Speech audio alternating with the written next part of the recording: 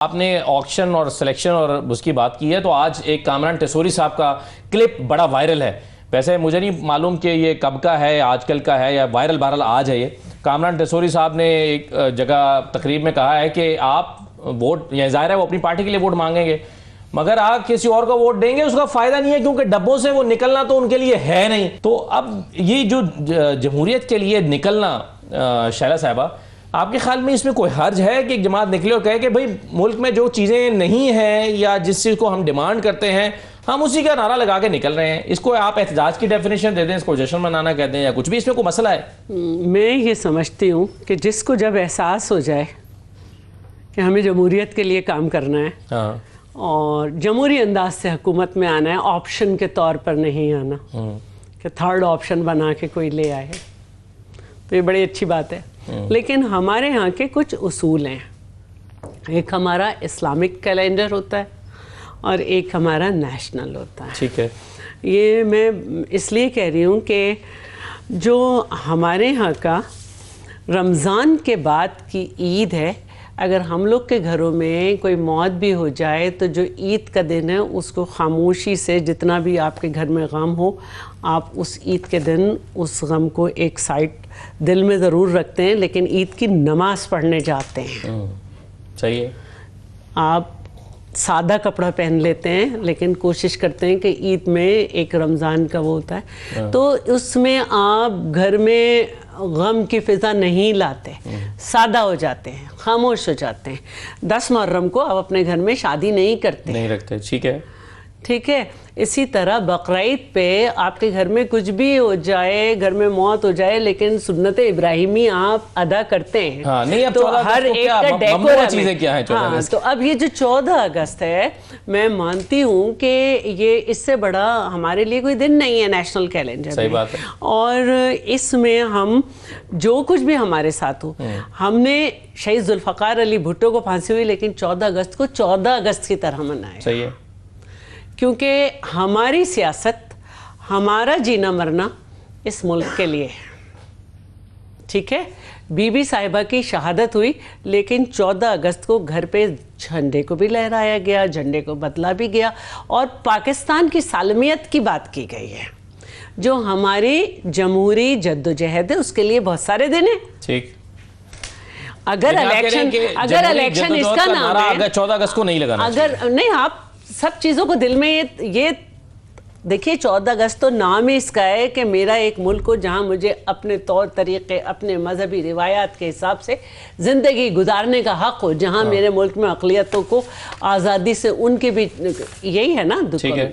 तो मेरा ये कहना है कि हम इस मुल्क में रोज़ सियासत करते हैं, लेकिन एक दिन हम अपने मुल्क के लिए ऐसा करते हैं जिसमें आज हमारे सारे सियासी नज़रियाती इख्तलाफात एक जगह, आज सिर्फ हमने अपने मुल्क के लिए दुआ करनी है, और आज सिर्फ पाकिस्तान। अगर मुल्क की बेहतरी के लिए ही कोई बंदा जमहूरियत मांग रहा है, आइन की बहाली मांग रहा है, मांगता रहे, रोज तो मांगे, उसमें 14 अगस्त को मांगने में क्या मुमानियत है? मैं कब कह रही हूँ कि है, लेकिन आप रोजाना इतने बड़े बड़े फंक्शंस हो रहे हैं। आपने देखा सिंध के अंदर, हैदराबाद में लाखों का हुआ है, सक्खर में इससे पहले इतना बड़ा नहीं हुआ कंसर्ट, हैदराबाद में नहीं हुआ, और कल कराची में मेरे घर के सामने होगा। 14 अगस्त को क्या करना चाहिए? एक मिनट, हुकूमत के तहत हो रहा है ना, पाकिस्तान पीपल्स पार्टी झंडे लेके आ जाए, पीपल्स पार्टी के नहीं आ रही ना, आम आवाम के साथ बैठे सारे वुज़रा भी, सब लोग, और पाकिस्तान की बात है। और मैं ये समझती हूँ कि इस मुल्क में जिसने भी सियासत की है वो पाकिस्तान के लिए की है। हाँ, लेकिन कोई एक दिन जो है उसको छोड़ के दूसरा दिन कर लेगा, जिस दिन खुशी होगी उस दिन हटा लेगा कि अगर इसको हम कल डिस्कस कर लेंगे। और मुझे एक बात बताइए, झंडा उठाने से हकीकी आज़ादी के लिए लोग सोचेंगे? तो झंडा उठाने में हर्ज क्या है? हम ये कह रहे हैं कि हमारे घर पे भी हमेशा मिनिस्टर थी, डिप्टी स्पीकर थी, 2 झंडे लगे रहे, लेकिन पाकिस्तान के झंडे को ऊंचा करते हैं और पार्टी के झंडे को थोड़ा उससे नीचा रखते हैं। तो जब 14 अगस्त होती है तो हम पार्टी का झंडा घर से उतार देते हैं। बिल्कुल सही है, ताकि वो प्रोमिनेंट हो, ये तरीका होता है। और मैं इनको ये बताऊंगी, पता नहीं किन बातों में रहते हैं, जब ये जिन इलेक्शंस का जिक्र करते हैं तो इनको ये पता होना चाहिए कि ये कौन से इलेक्शन का जिक्र कर रहे हैं और क्या कर रहे हैं। ये बांग्लादेश के और पता नहीं कौन कौन सी बातें लाते हैं। तो उस वक्त 71 के इलेक्शन या 77 की, आप ये करेंगे दोनों अलग अलग बातें, अलग अलग बातें ठीक है। और याया की अगर हुकूमत हो तो माशाल्लाह होता है मुल्क में। हाँ, लेकिन 77 के इलेक्शन में भी भुट्टो साहब का इल्जाम तो ये लगा था ना कि उन्होंने अक्सरियत हासिल ही नहीं की उतनी जितनी इल्जाम था, लेकिन जब और नहीं आप 71 के इलेक्शन में ये था तो वो तो हाजिर रिजल्ट थे, लेकिन उन्होंने जिसकी अक्सरियत थी उसकी हुकूमत को तस्लीम नहीं किया। तो बेसिकली तो ये दो बातें भुट्टो साहब तो गवर्नमेंट में थोड़ी थे, भुट्टो साहब तो एक पार्टी थे।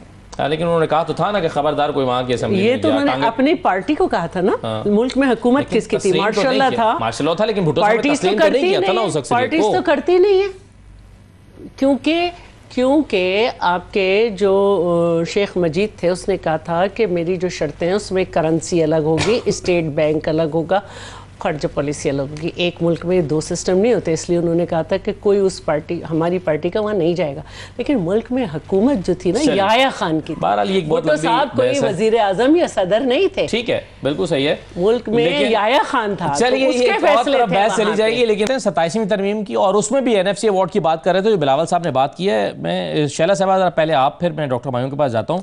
अगर इस तरह की कोई तरमीम ज़ेर गौर है जो हाफिज़ अब्दुल्ला साहब बात कर रहे थे, जिसमें 18वीं तरमीम वो कहते हैं कि इसको इसके साथ इसमें तब्दीलियाँ की जाएंगी, पीपल्स पार्टी उसको वोट करेगी?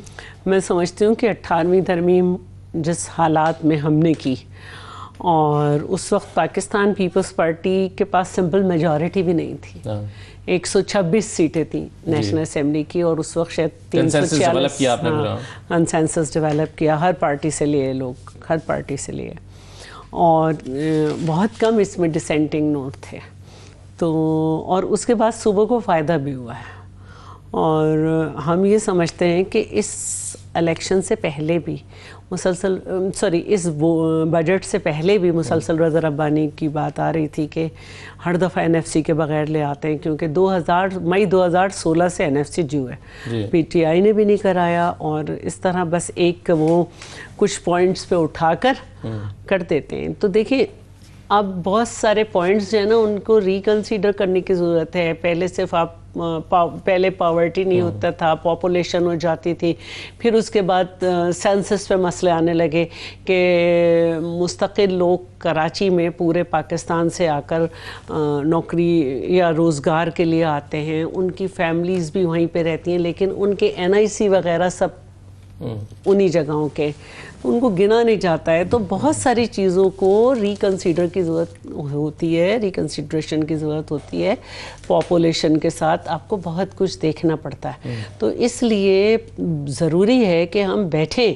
ये जो एग्जैक्टली बिलावल साहब क्या मांग रहे हैं, वो कहते हैं कि नया फाइनेंशियल कमीशन अवार्ड किया जाए, क्या क्या मांग रहे हैं? क्योंकि ना देखें, हमारा पिछले साल भी इस तरह से बात हुई थी कि 3 तरह के प्रोजेक्ट होते हैं। एक प्रोविंशियल गवर्नमेंट के प्रोजेक्ट होते हैं प्रोविंस में, एक प्रोविंशियल और फेडरल के होते हैं, और एक फेडरल प्रोजेक्ट्स होते हैं। तो अब हमने सपोर्ट के तौर पर गवर्नमेंट को कहा था कि हम सपोर्टर्स हैं आपके, और आप जो हैं वो हुकूमत बनाएं, तो उसमें हमने ये कहा था कि जब आप PSDP बनाएंगे तो आप हमसे पूछेंगे ना कि कौन से प्रोजेक्ट्स हैं, कि उस पर क्या करना है, और तो वो उस तरह से नहीं हो रहा है, बल्कि कहा जा रहा है आपको इतने दे दिए ये वो, तो उससे सूबे में बहुत बेचैनी है।